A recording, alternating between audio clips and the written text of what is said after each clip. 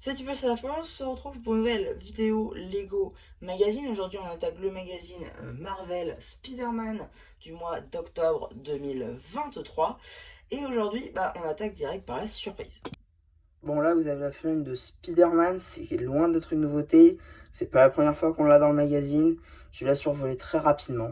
Là, vous avez l'arrière. Le seul bon point, c'est pour le coup les bras imprimés. Bon, avec ces multiples pièces de toile transparentes, je montre ce qu'on peut faire. Quelques exemples voilà, de toile. Et ici, dans ce petit sachet, vous avez le reste des pièces de toile. Voilà, il y a des studs troués, d'autres pièces de toile transparentes. Voilà. Il y a quand même pas mal de pièces de toile et ça rappelle le premier numéro du magazine. Présent la carte. Ici, vous avez la LE14, donc c'est une carte de War Machine, du coup, et c'est la LE14 de la série 1 de cartes à collectionner, Lego Marvel. Bon, maintenant qu'on a vu toutes les surprises, on va pouvoir commencer avec direct le packaging. Encore une fois, cartonné avec une petite image de Spidey, voilà l'inventaire juste derrière. Pas d'échelle, ah si, l'échelle avec la tête de Spidey imprimée. Voilà. Jusque-là, rien de anormal. 7 € pour le magazine, ça change pas. Pour le coup, aujourd'hui, les posters sont plutôt cool. On va le voir après. Ici, vous avez donc une petite pub pour le magazine Ninjago Classic Dragon Rising avec Arin, dont je vous ai déjà fait la vidéo sommaire, juste ici. Là, vous avez une petite page sur Spider-Man avec tous ses variants. De l'autre côté, avec Ghost Spider, Miles Morales, donc Kid Arachnid, Spider-Femme, et ici, donc Spider-Man 2099. Un petit jeu avec l'ancienne version de Spider-Man et la nouvelle version du Bouffon Vert, ça c'est plutôt cool. On a une petite page ici, Coup Fatal avec Dr Fatalis et Daredevil. A voir si un jour on aurait pourquoi pas Daredevil dans le magazine, ça peut être super cool, que ce soit Avengers ou Spider-Man.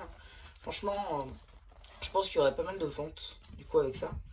Ici vous avez le début donc de la BD avec la figurine de Dr Octopus. Suite de la BD.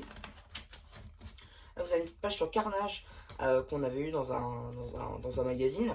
Et ici vous avez son masque, enfin, son casque on va dire.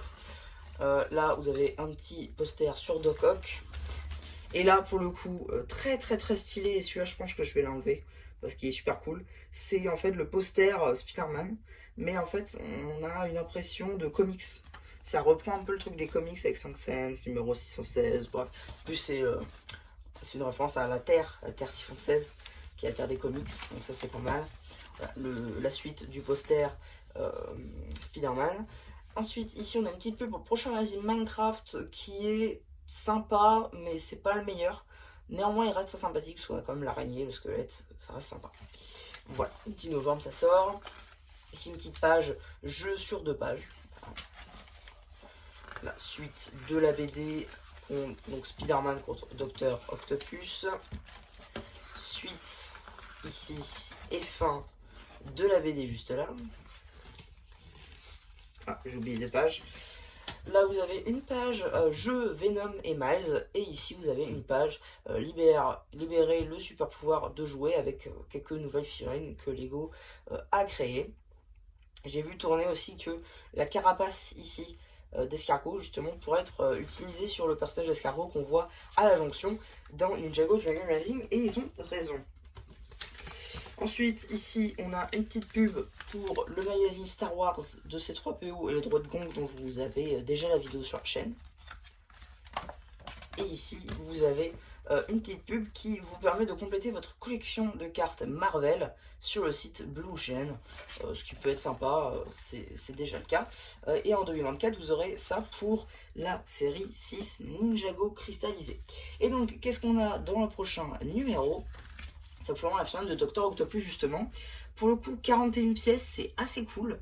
La figurine est très très bien, franchement. Donc ça sort le 25 janvier.